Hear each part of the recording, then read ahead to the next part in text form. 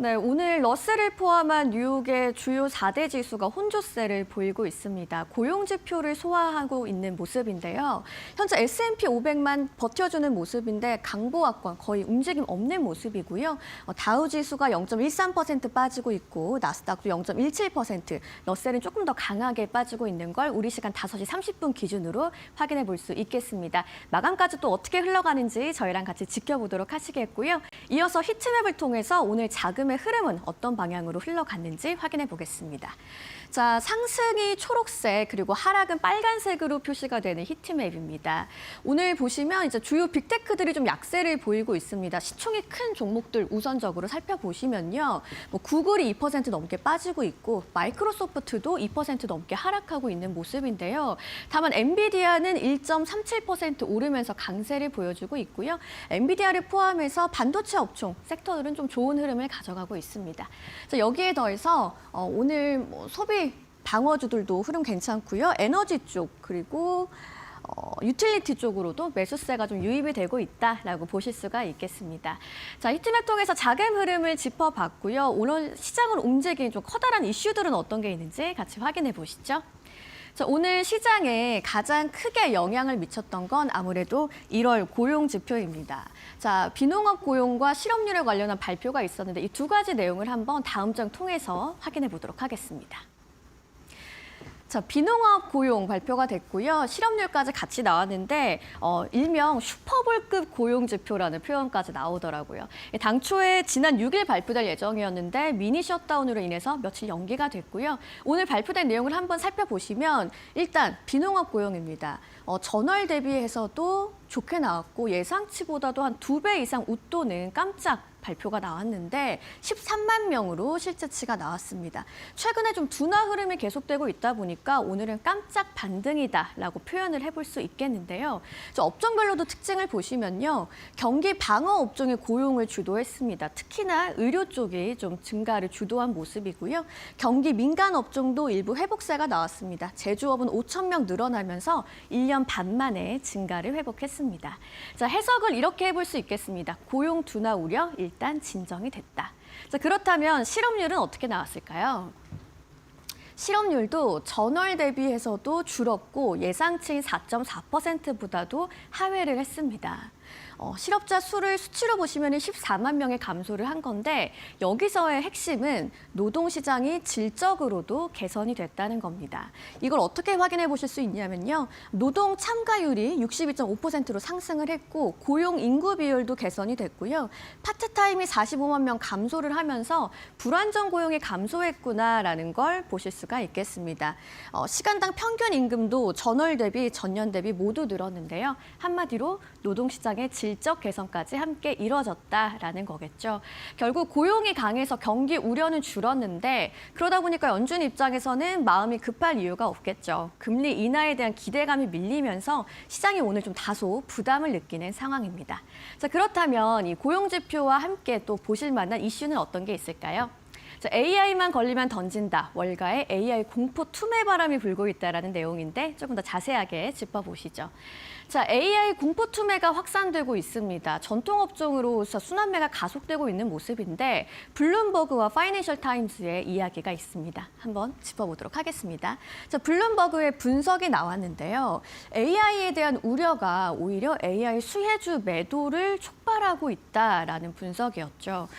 자, AI 세무 코딩 도구가 기존 산업을 빠르게 대체할 수 있다는 관측이 확산되고 있는데요. 자, 그러다 보니까 자산 관리라든지 소프트웨어 업종에 급락이 나오고 있습니다.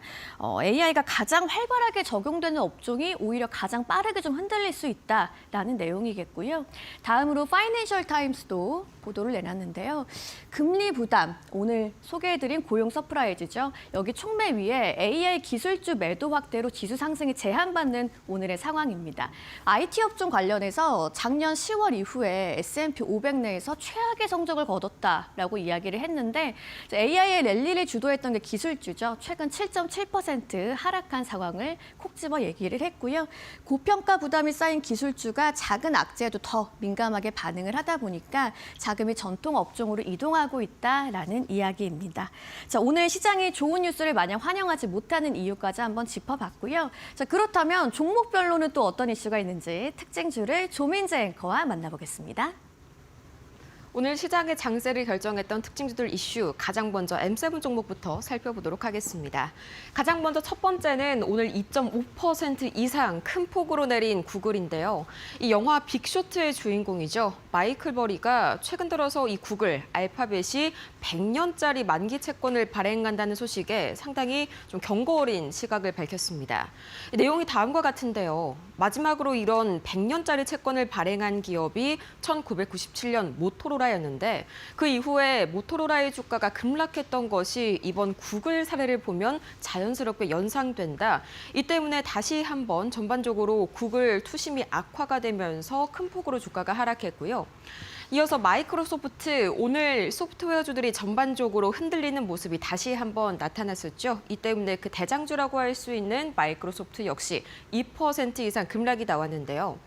지난주에 엔트로픽의 AI가 기존의 이 소프트웨어주들과 금융주들을, 또 이번 주 월요일에는 인슈어리파이의 AI가 이 보험 중개주들을 대체할 것이라는 우려에 관련주들의 주가가 크게 출렁였었죠. 여기에 또 밤사이에는 알트루이스트의 이 AI가 잔잔해졌던 호수에다가 돌을 던졌는데요. 자산관리 AI 툴 헤이즈를 내놓으면서 이 기존 자산 관련 업계를 위협할 것이란 공포가 또다시 관련주들을 집어삼켰습니다. 이럴 때마다 기존의 기본적인 이 대체 우려감을 현재 형성하고 있는 소프트웨어주들, 특히 마이크로소프트가 흔들렸는데 오늘도 마찬가지의 움직임이 나타나고 있다라고 해석하시면 되겠습니다. 이어서 아마존도 1.47%, 이 아마존의 창고 직원들의 부상률이 동종 산업 평균 대비해서 상당히 높다는 소식이 전해지면서 그동안 굉장히 악명 높았던 아마존의 노동 환경이 다시 한번 좀 도마 위에 올랐습니다. 올해 들어서 아마존에 대한 보이콧 움직임이 한층 더 거세지고 있다는 보도와 함께 오늘 이 관련 리스크 때문에 아마존 1.5%가량 장중 하락했고요. 세 가지의 추가적인 주가 하락 흐름 보도록 하겠습니다. 종가 기준입니다. 가장 먼저 이 구글 보도록 하겠습니다. 구글은 2.39%, 여전히 2% 중반대 급락으로 오늘 하루 마무리 지었고요. 이어서 마이크로소프트 마찬가지로 2%대 급락. 이어서 이 아마존까지 1.36%, 오늘 다시 한번 하이퍼스케일러들이 대대적으로 조정받고 있는 모습 보이실 겁니다. 이어서 추가적으로 나머지 하이퍼스케일러 종목 한 가지가 있죠. 바로 메타인데요. 0.28% 하락했습니다. 이 메타의 회계 감사인인 언스트앤영이 메타의 270억 달러 규모 데이터 센터 프로젝트에 다시 한번 제동을 걸었습니다. 이 회계 처리 방식에 이례적으로 경고를 보냈다는 소식이 전해져 왔는데요. 메타가 막대한 부채를 장부에 제대로 반영하지 않았다는 건데 여기에 이 미국의 일부 민주당 상원 의원들까지 제대로 된 조사를 해달라고 요청했다는 소식이 더해졌습니다. 이게 전반적인 데이터 센터 관련 기업들, 하이퍼스케일러 관련 기업들에게까지 관련 조사가 확대될 것이라는 우려감에 오늘 네 가지 종목 일제히 내리고 있고요. 엔비디아는 1.42%, 오늘 M7 종목 중에서 그나마 좋은 움직임 보였습니다. 이 대만 측에 첫 해외 본사를 설립한다는 소식이 기대감을 불러일으켰기 때문인데요. 400억 대만 달러, 우리 돈으로 치면 1조 7천억 원의 어마어마한 자금을 투자할 계획인데 이르면 올해 6월에 착공에 돌입할 전망이고요. 이어서 애플도 0.75%, 오늘과 같은 장에서는 애플이 좀 잘 갈 수밖에 없겠습니다. 이 대표적인 증시 해설가죠. 짐 크레이머가 애플이 그동안 AI에 과도한 지출을 하지 않은 점이 오늘과 같은 시점에서는 오히려 긍정적이라고 평가했는데요. 실제로 밤사이에 고용지표가 예상보다 너무도 강하게 나오면서 금리 인하 기대감이 후퇴했죠. 이렇게 AI에 막대한 자본을 투자한 하이퍼스케일러 같은 기업들은 금리 인하가 늦어질수록 당연히 이자 비용에 대한 부담이 커질 수밖에 없지만요. 애플은 여기에서 한 발 물러나 있다는 겁니다. 이 추가적으로 세 가지들 현재 종가 기준 주가 흐름 바로 보시죠. 메타는 0.3% 하락, 이어서 마감 상황 추가로 보시죠. 엔비디아가 0.79% 상승했고요. 마지막으로 이 애플입니다. 0.67% 상승 마감했습니다. 추가적으로 오늘 반드시 알아야 할 세 가지의 종목들, 오늘도 실적 위주로 희비가 교차했습니다. 마이크론 테크놀로지 대표적인 메모리 3사 중에 하나죠. 10% 이상 장중 상승 흐름 보였는데 모건 스탠리가 마이크론이 실적 가이던스를 제시한 이후로 메모리 가격이 크게 올랐고 현재는 이 메모리가 모든 산업에서 품귀 현상을 빚고 있다고 평가했습니다. 이에 마이크론에 대해서 비중 확대 의견을 유지했고요. 목표 주가를 기존 350달러에서 450달러로 대폭 상향 조정했습니다. 현재 주가 대비해서도 10% 이상 상승 여력이 있다라고 본 것이죠. 이어서 버티브입니다. 데이터 센터에 전력 장비를 공급하는 기업이죠. 월가의 예상치를 크게 웃도는 올해 가이던스를 제시하면서 주가가 20% 넘게 급등했는데요. 특히 4분기 들어서 주문이 크게 가속화됐다고 밝히면서 앞으로의 매출 성장 기대감을 키웠습니다. 이어서 마지막으로 로빈후드, 비트코인이 밤사이에 67,000달러 선을 조금 하회하는 모습을 보이기도 했었죠. 여기에 더해서 4분기 매출이 12억 8천만 달러로 시장 예상치 13억 4천만 달러를 하회했습니다. 이 때문에 실망 매물이 대거 출회됐는데 각각의 마감 상황 바로 확인해 보시죠. 가장 먼저 마이크론 테크놀로지 오늘 10% 이상 상승했습니다. 삼성전자와 SK하이닉스의 주가 흐름이 더더욱 기대가 되는 이유가 되겠네요. 이어서 보도록 하겠습니다. 버티브 홀딩스 역시 24% 큰 폭으로 상승했고요. 마지막으로 로빈후드는 분위기가 사뭇 다릅니다. 9% 이상 급락하면서 오늘 하루를 마무리 지었습니다. 이어서 원자재 가격과 매크로 흐름 상황 바로 확인을 해볼 텐데요. 가장 먼저 국제유가입니다. 국제유가는 1.45% 올랐는데 밤사이에 이 트럼프 대통령과 이란 사이가 다시 한번 틀어졌다는 소식에 이 국제유가 지정학적인 이런 리스크 온 분위기를 타고 다시 한번 올라섰고요. 원달러 환율은 12원 이상 큰 폭으로 내렸습니다. 이 밤사이에도 일본 다카이치 내각의 총선 압승 결과에 따라서 엔화 강세가 지속이 됐는데요. 지금 이 시각 엔달러 환율이 152엔 수준까지 내려갔습니다. 이 총선 전에는요, 참고로 엔달러가 158엔을 넘어섰다는 점을 감안을 해본다면 큰 폭으로 진정된 수준이죠.